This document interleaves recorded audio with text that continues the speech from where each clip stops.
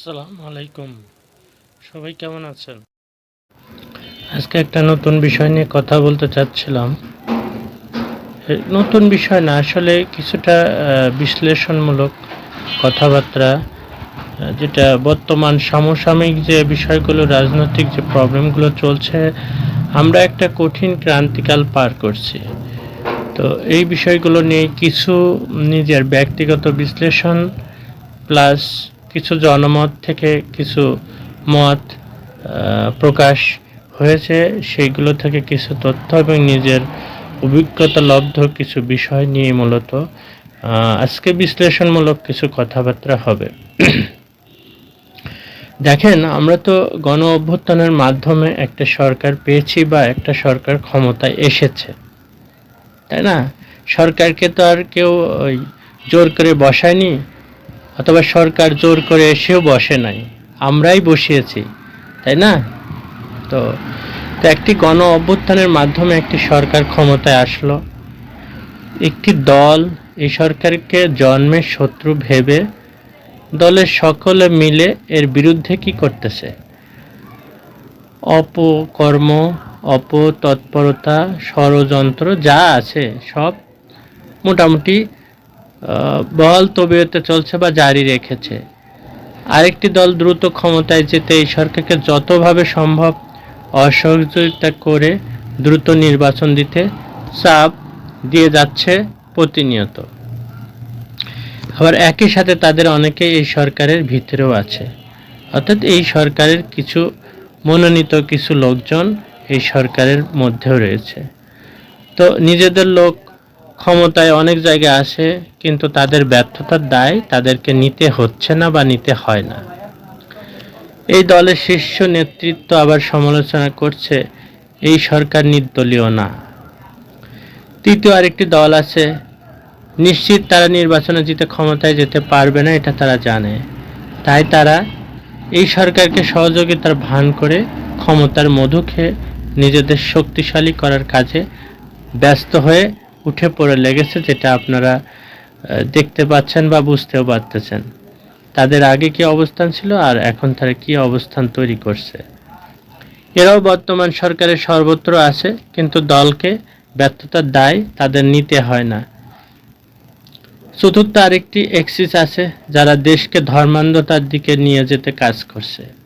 ক্রিয়াশীল তিনটি দল অন্যান্য যারা আছে, কেউই এই সরকারকে তেমন সাহায্য সহযোগিতা করে সফল করতে চাচ্ছে না বা সফল হতে দিতে চায় না। অথচ উচিত ছিল কি?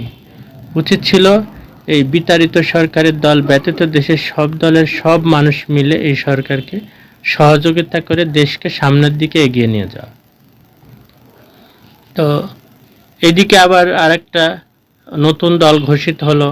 তাদের রাজনৈতিক দর্শন কি সেটাও কিন্তু স্পষ্ট নয়। আদৌ কি কোনো দর্শন আছে? সুনির্দিষ্ট দর্শন ছাড়া নানা মতের মানুষেরা কি করে একত্রে রাজনীতি করবে? আবার ধর্মান্ধদের নানা নেতিবাচক কর্মকাণ্ডে সবাই চুপ, কোনো ইস্যুতে এদের প্রতিবাদী ভূমিকা দেখছি না। তাহলে এই সরকারের পক্ষে জনমত সৃষ্টিতে কেউ কি কাজ করছে? সবাই স্বার্থপরের মতো যে যেইভাবে পারছে ফায়দা লুটছে। অথচ আমরা কিন্তু একটা ক্রান্তিকাল অতিক্রম করছি। এই সময়ে বিশাল আকারের ফ্লাকচুয়েশনের মধ্য দিয়ে আমরা যাচ্ছি এবং সর্বক্ষেত্রে এই উঠানামাটা চলতেছে। আমরা তেমনি একটা কঠিন ক্রান্তিকাল পার করছি। এটা কোনো স্বাভাবিক সময় না। তার উপর পুলিশের মোরাল একদম ভেঙে গেছে। দলান্ধ থেকে শুরু করে ধর্মান্ধ পর্যন্ত এই ক্রান্তিকালের ভোলাটাইল অবস্থার সুযোগ নিচ্ছে। আসুন এইসব বাদ দিয়ে আমরা নিজের চেয়ে দল এবং দলের চেয়ে দেশকে ভালোবাসি। আমরা কি কোনোদিন দেশকে ভালোবাসতে পারবো না? তাহলে যে 1-1.5 শহীদ হলো, ছাত্র জনতা শহীদ হলো, এই রক্তের বিফলে চলে যাবে এটা? আসলে বাস্তবতাটা কি? বাস্তবতাতে এইগুলো আমার কাছে মনে হয় যে এইগুলো মানুষের কাছে কিছুই না।